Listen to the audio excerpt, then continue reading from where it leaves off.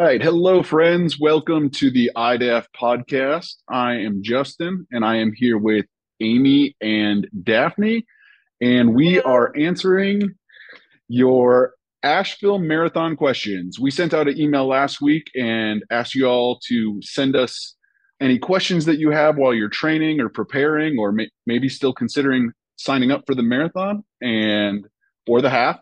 And so we're just going to run through those questions and get right to it. Amy, the first question is, can I switch from the full marathon down to the half because of health issues preventing me from running the full this year? Absolutely, yes. You can switch your distance from the half to the full or the full to the half. Just email support at iDaph.net. That comes to me to request the change, and we can switch you into the opposite distance. If you increase from the half to the full, you will need to pay the price difference. And we also do need to do it prior to the start of the race. You can't decide in the middle of the race, hey, I'm feeling good, I might want to do the marathon, or oh boy, what have I done? I need to drop down to the half. You can't do that. Each bib is a different color. The half marathon is one color, the marathon is another color. And when you're out on the course, that's what our volunteers and our law enforcement officers and our course marshals look at to make sure they're sending you in the right place. And it causes confusion for everyone on the course if you're on the wrong course with the wrong bib, and it creates a safety hazard. You definitely want to make sure that's done ahead of time. If you have your stuff shipped, if you pay for the pre-event shipping and we ship it to you and you already have your bib and you decide a couple weeks before that you're not going to be able to do the distance, or you want to go up to, you're feeling great, you want to go up to the full, still need to let us know, and you will be required to stop by either the expo or the morning of packet pickup to swap that bib out. That's a have to, but you can do it. It's right up until the start of the race. We'll be there, so we can swap that for you. Sounds good. So it sounds like if you're considering switching, it's best to do that as soon as possible. Absolutely. Yes, we want to make sure we have you right, so we get you assigned the correct bib. Okay. Moving on to the next question. It is, where does the marathon start and end? And are there any logistics or details that are different from the full?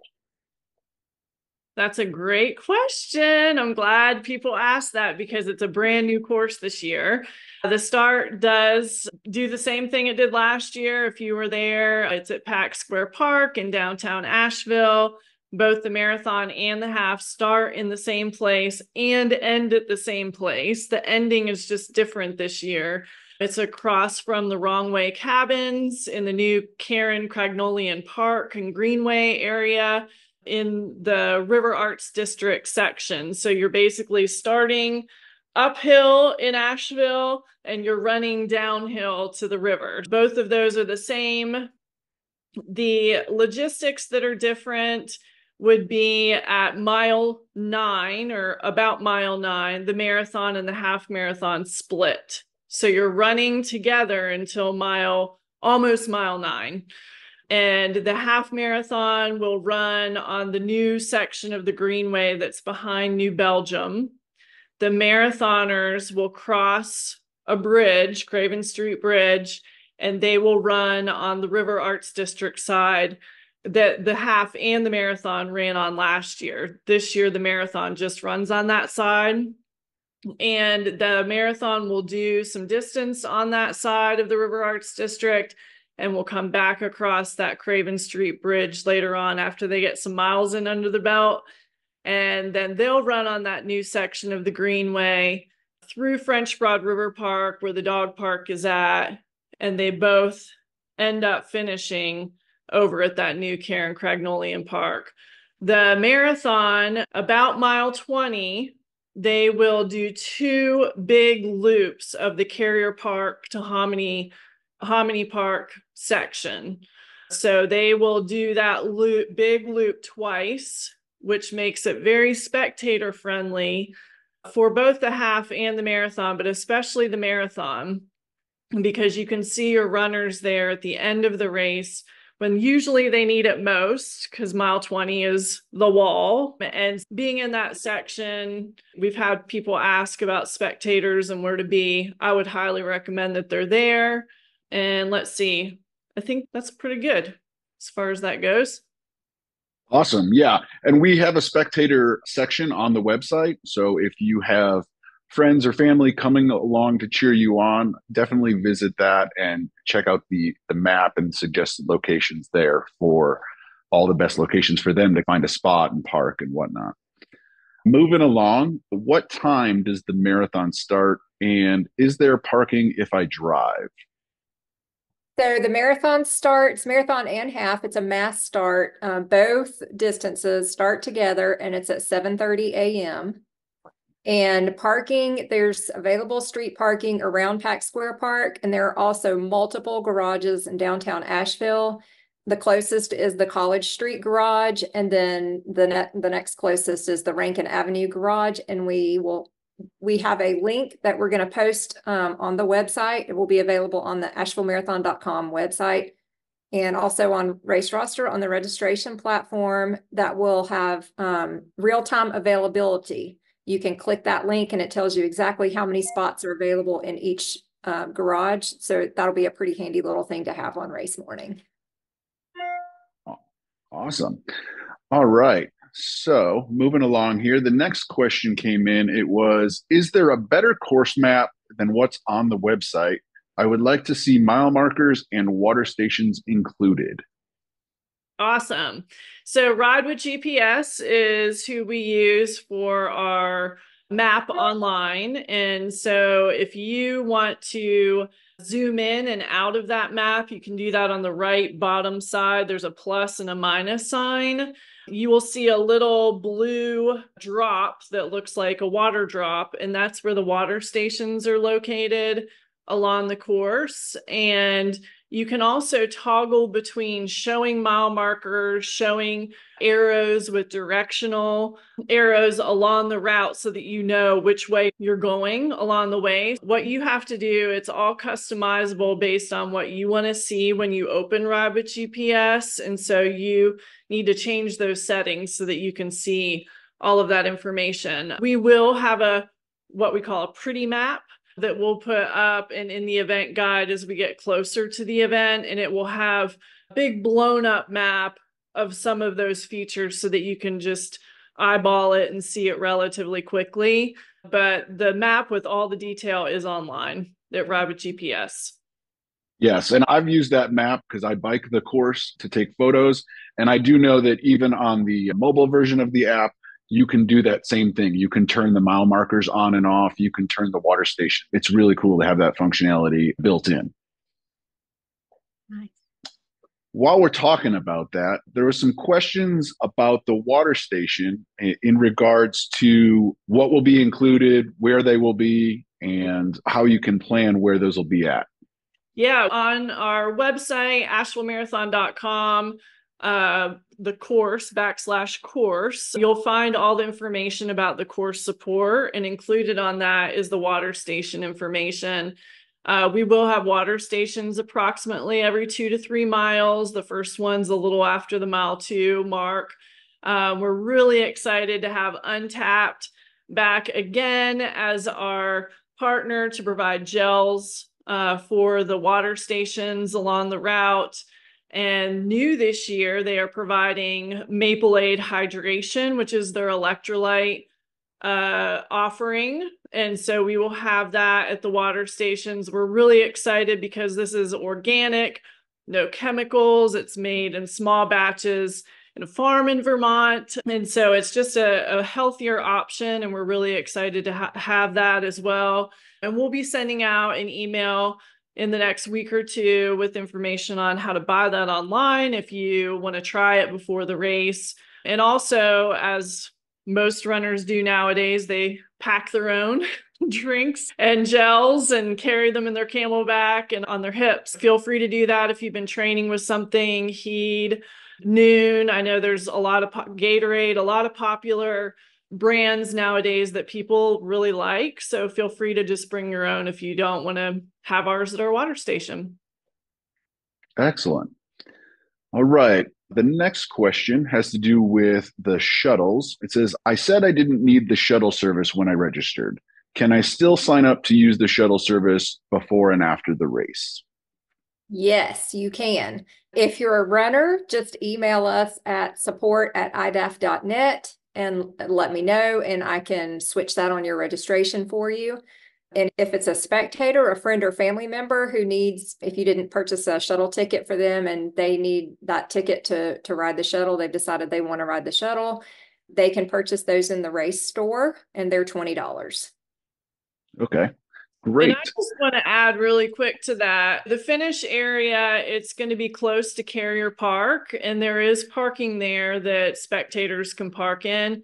But I would highly recommend that if spectators are going to come and be a part of the experience with you from start to finish, that you have your spectators park in downtown Asheville and have the shuttle take your spectator after the start of the race to the finish area, because that's where the shuttle pickup and drop off will be. And then that spectator family member can be around that finish area and can see you at the later miles of both the half and the marathon and just be there.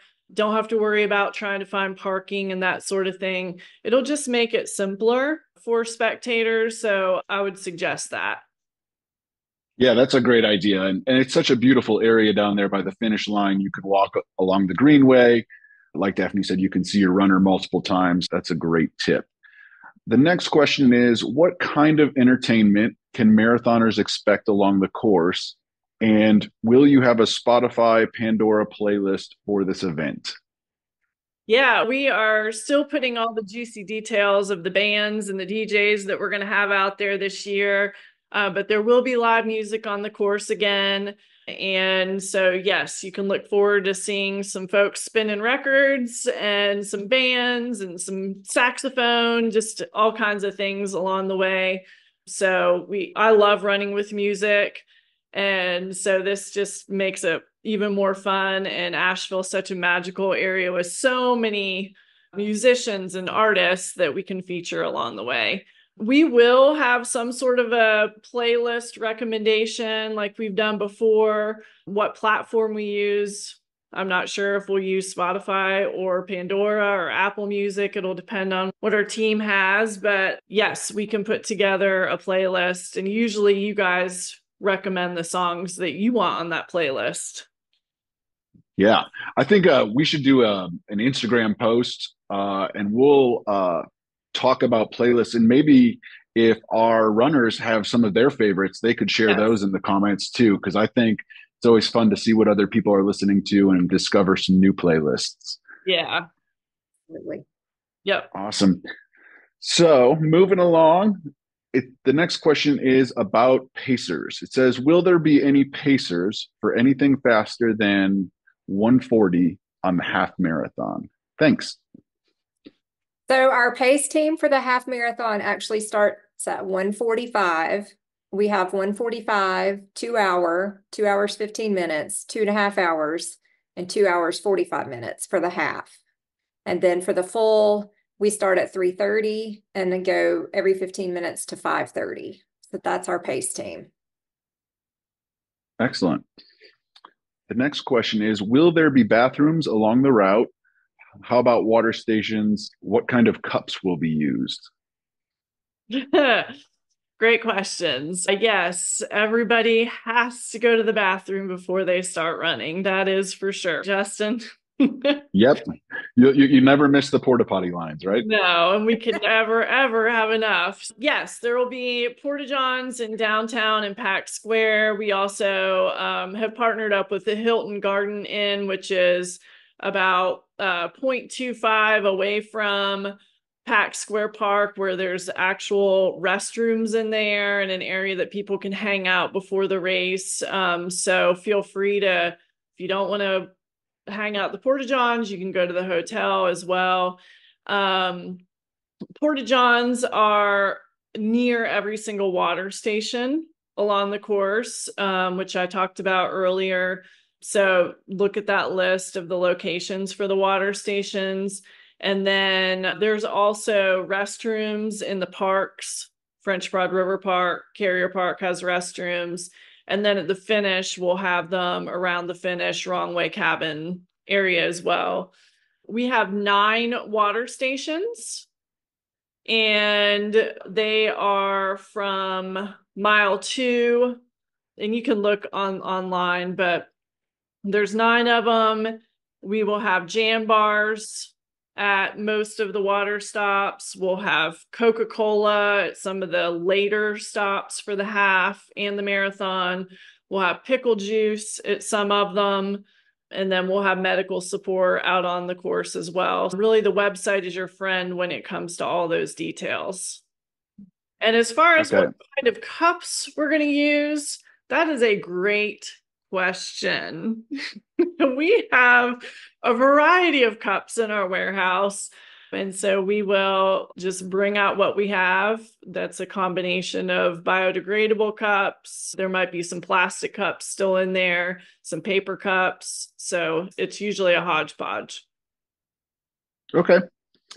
How many participants are currently signed up for the event, and how many are anticipated?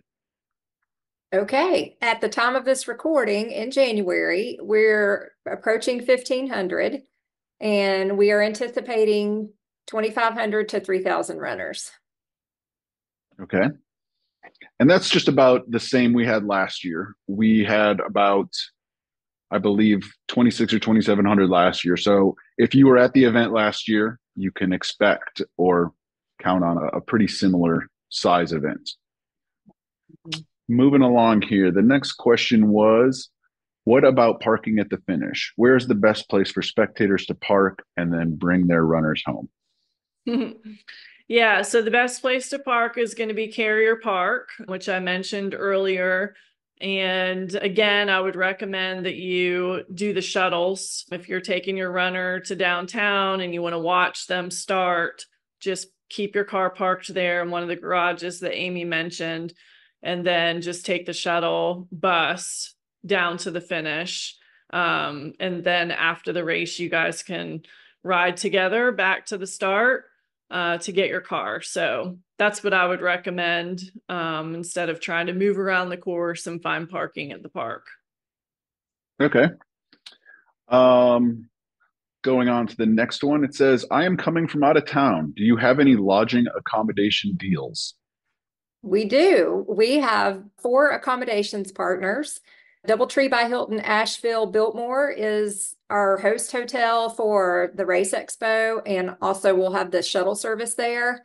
Hampton Inn Suites, Asheville Biltmore Village is right next door. They're side by side, and that one you can also catch the shuttle there since they're side by side. That's another good option for shuttle service.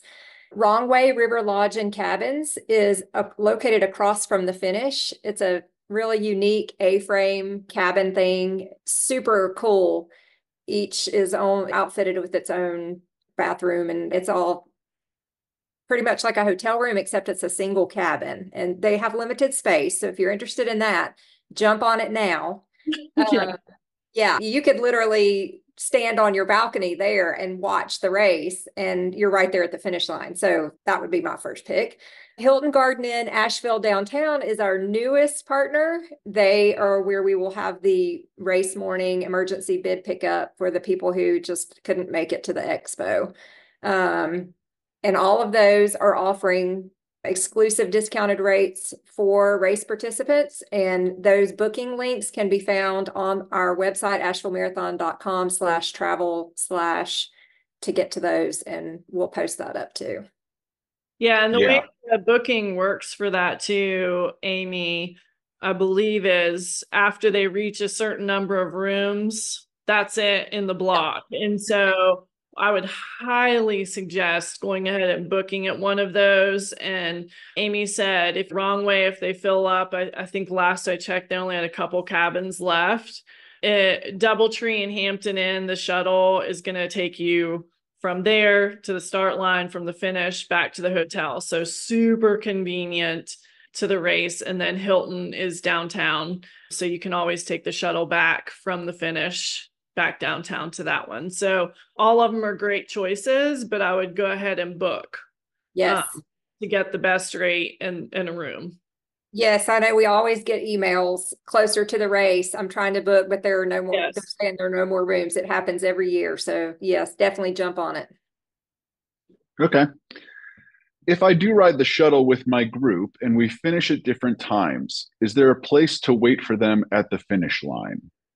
Yes, there it's finishing in the park area. So there's going to be a big grass space you can wait and hang out. And then the post-race party is at the finish as well as at Wrong Way Cabins. And they're both in close proximity to each other. And just take your phone and or watch for them at the finish line whenever you think that they're going to come in. But yeah, there's lots of places to just hang out. Yeah. And we're adding a bunch of race partners and activities that we'll be announcing as we go. And it's going to be a fun place to hang out just with all of the things going on around the finish line. Yeah, that'll be fun. The next question, tell me more about the unpaved section around mile 22. I am a runner and run this all the time and have done this race. And when I run that small, I'm sorry, and I just want to know what to expect when I run that small area.